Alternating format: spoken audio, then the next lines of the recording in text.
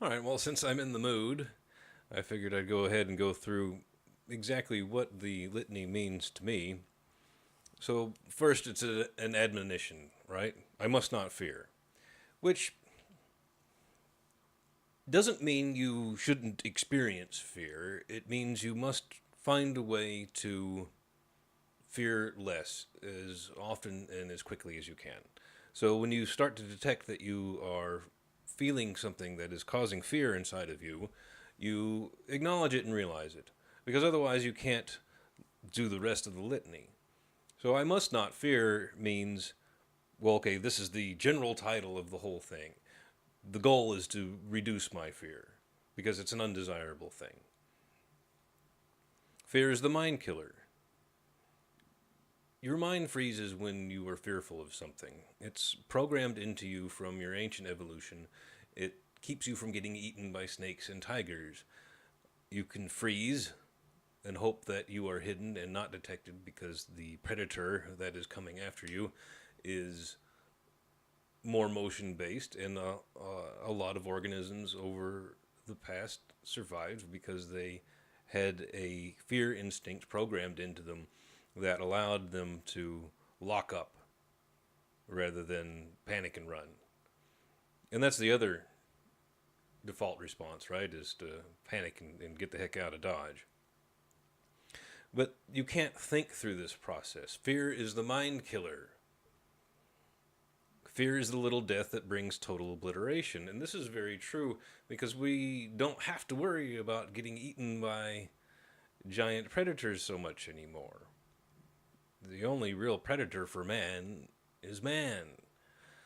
And so that means if we're constantly fearful of each other, even though we have a mind to use and the ability to overcome our fear, then we're acting like animals instead of humans. And no one likes to feel like the other person on the side of the person on the other side of the table is an animal, because an animal can't treat a human with the respect that it deserves. Well, you have a dog on the other side of the table, it's either going to love you or potentially be scared of you or hate you based on its past experiences. It probably will not reevaluate you on the things that you say. It may take a look at you and look at your body language and decide that okay, this guy is not going to chase me with a broom. He might actually give me a treat. Fear is the little death that brings total obliteration. When you are afraid, you do not act with conscious will. You act in a very mechanical manner, and that is something that we should be desirous of overcoming. I will face my fear. You can't ignore your fear. If you're scared, you must realize that you're scared. You have to confront your fear. What are you scared of? Why are you scared? Those are good questions to ask. Why are you scared to, well, I don't know, tell your wife that you went to the bar? Well, because you know what her reaction is going to be, or what you think it's going to be, and you fear the reaction. You fear having to put up with something that is unpleasant in the future. And so you start to modify your behavior based on the fear inside of you. If you are not afraid to state the truth of the thing that you did or that which you believe, then the pain will be less. And you will spin yourself into, well, instead of spinning yourself into a giant mess, trying to play the game of dancing around the reactions that you are fearful of receiving from everyone else. If you are not scared of what they are going to tell you when you tell them what you truly believe or truly did or have truly experienced, then there's a lot of freedom in that. And it takes a lot of weight off of your shoulders. And of course, one thing that you have to start doing is, well, don't do the things that you are scared to tell other people that you did. And because if you're doing things that you are ashamed of, then you're going to be fearful of other people's reactions, and you have to spin lies and waste a lot of psychic emotional power. I'm not talking about anything mystical here, just the way human emotions work. Dancing around the reaction that you don't want to receive from other people because of your past actions. So, one thing to do is to make sure you're not behaving in a way that you're going to create more fear for yourself later because you can't tell the truth or don't want to. You can always tell the truth.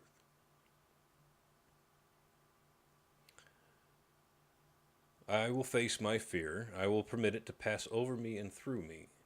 So you experience it. You examine why you were fearful. And asking yourself why is usually a good question to ask, because then you can, maybe you were being a little bit silly. Maybe you thought that the reaction the other person was going to have was far worse than it really was. I find that the people in my life these days are much more forgiving of the things that I admit to. And I think that's a very necessary thing. If you are willing to forgive others' trespasses, then you will be more willing to forgive theirs. Or they will be more willing to forgive yours. You demonstrate this ability in yourself, and then people are open and honest with you, and you have a real relationship instead of one that's shallow and fake and makes you feel drained after interacting with a person. Because you can't be your true self. You're putting on a mask. And that's not a pleasant way to live life. When the fear has gone past, I will turn the inner eye to see its path. What did that fear do to me? It went right through me and it ripped me up. How did that feel? Probably pretty bad. Well, if you didn't like the way that felt, what do you need to do the next time? Is there something you shouldn't do? Are you afraid of something you need not be afraid of? There's a lot of anxiety that can come from doing things for the first time, and getting in the habit of doing a new thing can be a very fearful situation to put yourself in, and that's okay, because we're supposed to be a little bit anxious when we approach the unknown. It's also what makes it exciting. Hopefully you can recognize that part of your fear is actually excitement for doing something brand new. Or maybe there's been something that you've associated with, like fear of heights. There's a very natural and logical reason for a person to be scared of heights, but because you don't want to go plummeting off the cliff. But at the same time, if you find yourself on the top of a building and you're nowhere near the edge, and you can't walk without grabbing onto someone's shoulder, then the kindest thing that you can do for yourself is to let that fear pass through you, and then try to approach the thing you're scared of, rather than run away. Maybe you just take one step. That's better than nothing. Then you come back tomorrow and do it again and again. You can acclimate yourself to the fearful situation until it is not something to be scared of anymore. Where the fear has gone, there will be nothing. You create an empty, open space for new experience within your mind. You need room to put in the new program of you. If you were scared of heights, if you were scared of spiders, you need to first remove the fear, and then you can investigate, oh, wow, look, now I'm up on top of this skyscraper and I can see the grandeur of all the city below. Now I'm up on top of this mountain and I can see the stars in the middle of the night in this wonderful, clear sky. And it gives you room to have experiences that you wouldn't have before because the fear was in the way. And then you learn. Only I will remain. That's right, you get to put whatever you want in that empty space where the fear was. And that's very powerful, very powerful. When you are scared the next time, when you are fearful, recognize it. Take a look at it.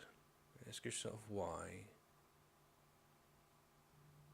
And then take a step towards the thing you're scared of if it is nothing to truly fear and you just are fighting against this reaction that you're having.